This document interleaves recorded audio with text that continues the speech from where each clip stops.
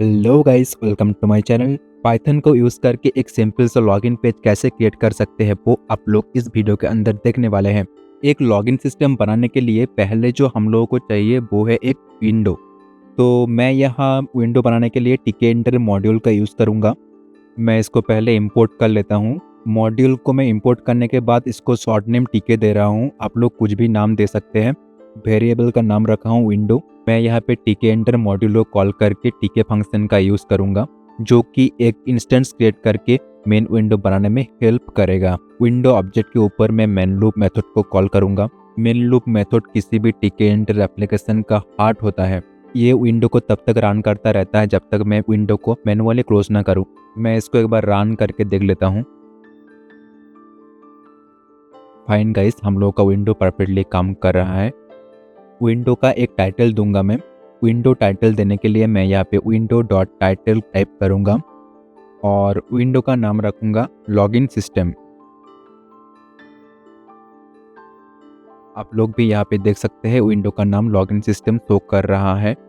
Window dot resizable 0,0 को use करके मैं विंडो का मैक्सिमाइज बटन को डिसेबल कर दूंगा। विंडो को अभी हम लोग खींच के बड़ा भी नहीं कर पाएंगे। जियोमेट्री का यूज़ करके विंडो का एक साइज दे देता हूँ 500 इंटू 350 का, और यहाँ पे विंडो का साइज बड़ा हो चुका है। बैकग्राउंड कलर चेंज करने के लिए मैं यहाँ पे कॉन्फ़िगर यूज़ करूँगा और कलर पिकर से कलर को कॉपी करके यहाँ पे पेस्ट कर दूंगा, और यहाँ पे बैकग्राउंड कलर जो है वो चेंज हो चुका है। अब तक मैंने क्या क्या किया वो मैं एक बार शॉर्ट में रिपीट कर रहा हूँ। तो 3 नंबर लाइन पे मैंने एक विंडो क्रिएट किया। 4 नंबर लाइन पे मैंने विंडो का एक टाइटल दिया। 5 नंबर लाइन पे मैंने मैक्सिमाइज को डिसेबल किया।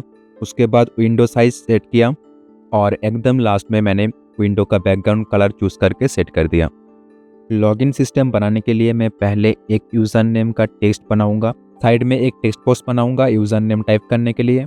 यूज़र नेम के नीचे पासवर्ड लिखूंगा और साइड में एक और टेक्स्ट बॉक्स दूंगा पासवर्ड टाइप करने के लिए। नीचे एक लॉगिन बटन बनाऊंगा लॉगिन करने के लिए। यूज़र नेम टेक्स्ट को डिस्प्ले करने के लिए मैं यहाँ पे एक विडजेट क्रिएट करूँगा, जिसके लिए मैं यहाँ पे यूज़र नेम लेबल नाम से एक वेरिएबल क्रिएट करूँगा। आप यहाँ पे किसी भी नाम का वेरिएबल यूज़ कर सकते हैं। इस वेरिएबल के अंदर टिके एंटर को कॉल करके लेबल फंक्शन का यूज़ करूँगा। किसी भी टेक्स्ट को अगर हम लोग विंडो या ग्राफिक्स यूज़र इंटरफेस पे डिस्प्ले करना चाहते हैं तब हम लोग लेबल का यूज़ कर सकते हैं। मैं यहाँ पे विंडो को कॉल किया क्योंकि मैं इस विंडो के अंदर टेक्स्ट को दिखाना चाहता हूँ, और टेक्स्ट के अंदर मैं ऑब्वियसली यूज़र नेम लिखूंगा। यूज़र नेम टेक्स्ट बनाना कंप्लीट हो चुका है। मैं इसको कॉपी कर लेता हूँ। यहाँ पे मैं इसको पेस्ट कर दूंगा क्योंकि मुझे टेक्स्ट बॉक्स बनाना है। वेरिएबल का नेम यूज़र नेम एंट्री कर दूंगा और यहाँ पे लेबल को चेंज करके एंट्री कर दूंगा। इसका मुझे कोई ज़रूरत नहीं है तो मैं इसको डिलीट कर देता हूँ। किसी भी टेक्स्ट बॉक्स या फिर एंट्री फील्ड क्रिएट करने के लिए आप लोग एंट्री फंक्शन के यूज़ कर सकते हैं। मैं इसको एक बार रन कर लेता हूँ। तो आप लोग यहाँ पे देख सकते हैं यूज़र नेम टेक्स्ट और टेक्स्ट एरिया दोनों शो नहीं कर रहा है क्योंकि मैं अभी तक इन दोनों को प्लेस नहीं किया है। तो पहले मैं यूज़र नेम टेक्स्ट को प्लेस करूँगा। तो उसके लिए पहले मैं यूज़र नेम लेबल को कॉल करूँगा और प्लेस फंक्शन का यूज़ करूँगा, और पोजीशन देने के लिए एक्स और वाई का यूज़ करूँगा। सेम चीज़ रिपीट करूँगा एंट्री फील्ड को प्लेस करने के लिए। मैं इसको रन करके देख लेता हूँ। आप लोग यहाँ पे देख सकते हैं यूज़र नेम और टेक्स्ट बॉक्स शो कर रहा है। आप लोग यहाँ पे एक चीज़ ज़रूर नोटिस किया है, यूज़र नेम टेक्स्ट जो लिखा हुआ है उसके पीछे वाइट बॉक्स दिख रहा है। एक्चुअली वो white box user name text का बैकग्राउंड है। तो हम लोग इस प्रॉब्लम को कैसे फिक्स कर सकते हैं? It's very easy. विंडो का बैकग्राउंड कलर के साथ यूज़र नेम टेक्स्ट का बैकग्राउंड कलर को मैच करा के हम लोग इस प्रॉब्लम को फिक्स कर सकते हैं। तो बैकग्राउंड कलर को मैं यहाँ से कॉपी कर लेता हूँ और यहाँ पे पेस्ट कर दूंगा। ये वाला प्रॉब्लम तो सॉल्व हो चुका है। अभी टेक्स्ट जो है बहुत अच्छे से दिख नहीं रहा है क्योंकि मेरा दोनों कलर जो है वो डार्क टोन पे है। तो मुझे किसी भी एक कलर को लाइट टोन देना पड़ेगा। मैं यहाँ पे सिंपली टेक्स्ट कलर को चेंज कर रहा हूँ। यहाँ पे थोड़ा मैं टेक्स्ट को एडिट कर रहा हूँ। यहाँ पे मैं टेक्स्ट का फॉन्ट स्टाइल को चेंज किया और टेक्स्ट साइज को चेंज करके रख दिया 15। टेक्स्ट का फॉन्ट स्टाइल और साइज दोनों चेंज हो चुका है। मैं इसको यहाँ से कॉपी करके यहाँ पे पेस्ट कर दूंगा ताकि फॉन्ट स्टाइल और साइज दोनों का सेम ही रहे।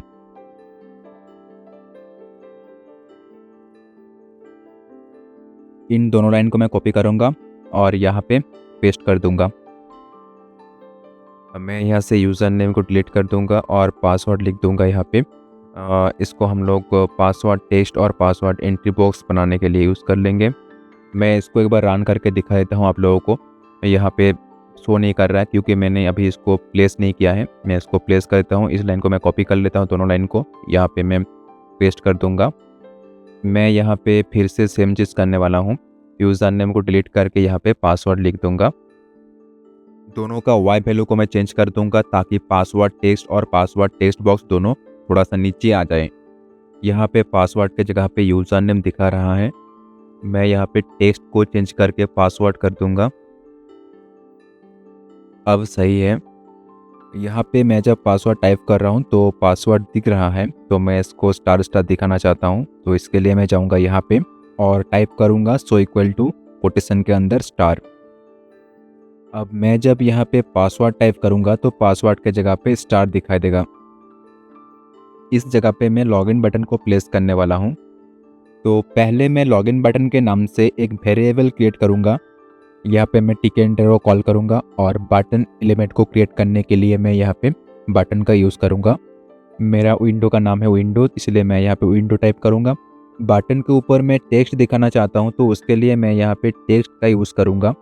जिस टेक्स्ट को मैं दिखाना चाहता हूँ उसको मैं टाइप करूँगा यहाँ पे कोटेशन के अंदर। अभी मैं यहाँ पे लॉगिन बटन को प्लेस करूँगा। उसके लिए मैं यहाँ पे टाइप करूँगा लॉगिन बटन और उसके बाद प्लेस को कॉल करूँगा। लॉगिन बटन को एकदम सेंटर में रखने के लिए मैं यहाँ पे रेलेक्स इक्वल टू 0.5 टाइप करूँगा। वाई का वैल्यू अभी के लिए मैं 50 रख रहा हूँ।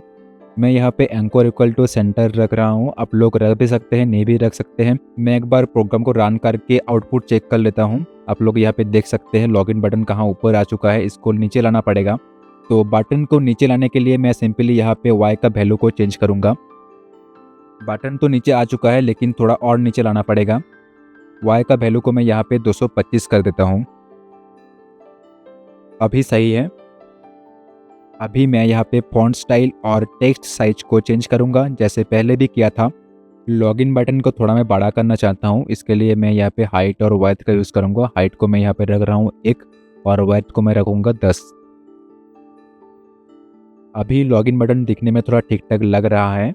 आप लोग चाहे तो लॉगिन बटन को ऐसे ही छोड़ सकते हैं, लेकिन मैं अभी लॉगिन बटन को थोड़ा कस्टमाइज करने वाला हूँ। पहले मैं लॉगिन बटन का बैकग्राउंड कलर को चेंज करूँगा। उसके बाद में टेक्स्ट कलर को चेंज करूँगा, मतलब फोरग्राउंड कलर को मैं चेंज करूँगा।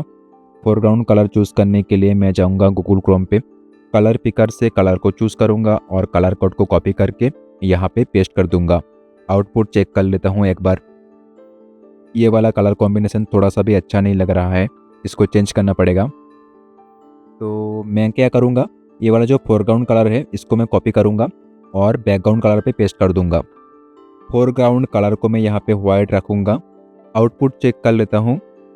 अभी सही लग रहा है, लेकिन मुझे अभी भी कुछ खाली खाली सा लग रहा है। तो मैं क्या करता हूँ, यहाँ पे कुछ भी टेक्स्ट डाल देता हूँ। तो मैं वहाँ पे लॉगिन टेक्स्ट डालना चाहता हूँ। तो मैं यहाँ पे लॉगिन लेबल नाम से एक वेरिएबल बनाऊँगा। यूज़र नेम और पासवर्ड का टेक्स्ट जैसे बनाया था मैंने, सेम चीज़ मैं यहाँ पे भी करूँगा। यहाँ पे मैं सिर्फ लॉगिन लिखूँगा।